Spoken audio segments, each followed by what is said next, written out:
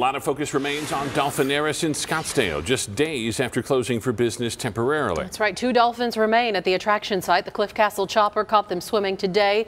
Questions remain about where they'll end up and when they'll head to their new home. ABC 15's Cameron Pullum has the latest on the plans and spoke with the former general manager of that facility, who describes what that move will look like. I spoke to the facility's former GM today, who tells me the transporting of these animals is logistically complicated but fairly easy to carry out. Many times dolphins are trained to perform certain tasks to make their move safer.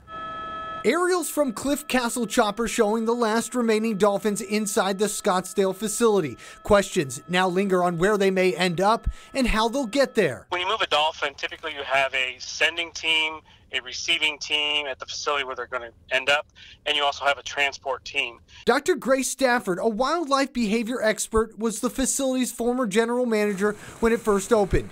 He says along with those teams, the dolphins will be accompanied by training staff, animal care staff, and a veterinarian, all to ensure the comfort and well-being of the dolphins. You have animals that are accompanied by trainers that they know and have a relationship with. So in all, it's not a stressful situation. To ease that stress on the dolphins further, they're even taught how to participate in the move itself. One of the nice things we have with trained animals is we prepare them through a process of desensitization. So they're trained to swim into a stretcher.